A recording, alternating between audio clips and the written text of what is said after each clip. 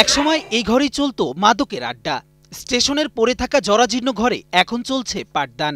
Railway বস্তির সুবিধাবঞ্চিত শিশুরা এখন নিয়মিত আসেন স্কুলে। সকাল ৮টা থেকে দুপুর ১২টা পর্যন্ত চলে স্কুলটি।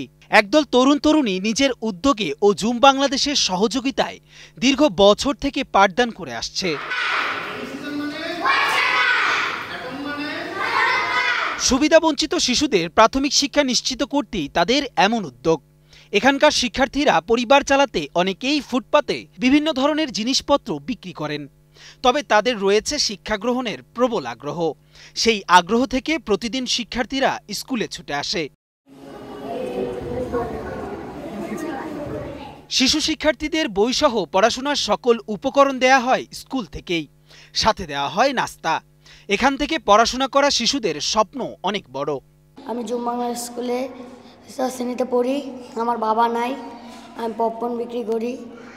প্রত্যেক দিন স্কুলে পড়ি, পড়ে আমি পপকর্ন বিক্রি করে আমি সংসার চালাই। আমার নানা অসুস্থ, এগুলা দিয়ে আমাদের চলে। প্রত্যেক দিন 400 বিক্রি করে মাল কিনি, পড়াশোনা করি। আমি প্রথম শ্রেণীতে পড়ি, এখানে খাবার দেয়, পড়াশোনা পড়ায়, আমাকে খুব ভালো লাগে এই জুম বাংলায় দিশে স্কুলে পড়তে।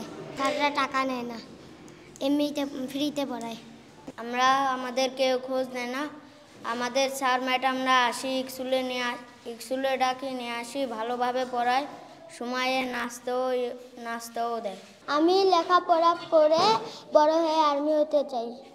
সকালে স্কুলে আসি, স্কুলে আসে ছুটি হয়, বাড়ি যাই, বাড়ি যেয়ে কটা ফুল নিয়ে যাই, বিক্রি করি, তারপর চাউল কিনি, তারপর আমি রাতের বেলা করি, পড়াশোনা করি।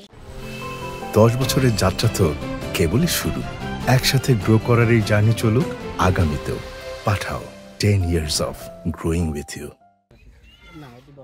মাদকের করাল গ্রাস থেকে বাঁচতে ও প্রাথমিক শিক্ষা নিশ্চিতে তাদের এমন উদ্যোগ। রংপুর স্টেশন একসময় এখানেও মাদক সেবন এবং মাদক বিক্রয় হতো। পরবর্তীতে আমরা এই রুমগুলো সংস্কার করে এখানে স্কুল করেছি, আমরা জুম বাংলাদেশ স্কুল, যেখানে মোট ৬৭ জন সুবিধাবঞ্চিত শিশু পড়াশোনা করছে। এই শিশুদের অনেকেই বুট বাদাম বিক্রি করে, কেউ ভিক্ষাবৃত্তির সাথে জড়িত। এই শিশুরা আগে পড়াশোনা করতো না। আমরা দেখি যে শহরকেন্দ্রিক যে জায়গাগুলোতে, সেখানে স্টেশন থেকে এই শিশুরা গিয়ে ফুল বিক্রি করতো বা বিভিন্ন কাজের সাথে জড়িত হতো। তো আমরা এখন তাদের প্রাথমিক শিক্ষাটা নিশ্চিত করছি, যাতে তাদেরকে ভালো মানুষ হিসেবে আমরা গড়ে তুলতে পারি। জুলাই আন্দোলনের পর থেকে আসলে আমরা 5 মাস আমাদের যে শিক্ষকরা আছি, আমরা 5 মাস বিনা বেতনে এই শিক্ষার্থীদেরকে পড়িয়েছি। তো মাঝে মাঝে এমন পরিস্থিতি হয় যে স্কুল বন্ধ হওয়ার উপক্রম আর্থিক অসচ্ছলতার কারণে। তো আমি অনুরোধ করছি রংপুরের যারা বিত্তবান মানুষ আছেন, যারা সামর্থ্যবান মানুষ আছেন, তারা অবশ্যই এই পথশিশুদের পাশে দাঁড়াবেন, যাতে আমরা স্কুলটা কন্টিনিউ করতে পারি, বাচ্চাদেরকে ভালো মানুষ হিসেবে গড়ে তুলতে পারি। তবে স্কুলটি এখন যেন সংকটে। টাকার অভাবে দীর্ঘদিন থেকে শিক্ষার্থীদের না দিতে পারায় আগ্রহ হারাচ্ছে শিক্ষক ও শিক্ষার্থীরা। আমাদের স্কুলের এই বাচ্চাগুলোকে আমরা সঠিক সময়ে খাতা, কলম, পেন্সিল আরও অন্যান্য দ্রব্য সামগ্রীগুলো সঠিকভাবে দিতে পারি না। আমাদের এই স্কুলটা রংপুরের কিছু সংখ্যক মানুষের অল্প কিছু টাকায় চলে, কিন্তু আমরা সঠিক সময়ে তাদের অনেক কিছুই দিতে সক্ষম হই না।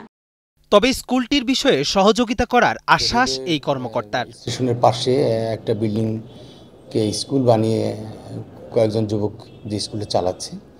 তো এই স্কুল যদি এখানে যদি সমাজসেবামূলক কাজ হয় এবং শিশুরা শিক্ষা পায়, তাহলে আমরা সেই বিষয়টা তদন্ত করে আমরা দেখব, আমরা পরিদর্শন করে দেখব, দেখে তাদের যদি কোনো সহায়তা করার প্রয়োজন লাগে আমরা তাহলে সেটা সহায়তা করার চেষ্টা করব ইনশাআল্লাহ।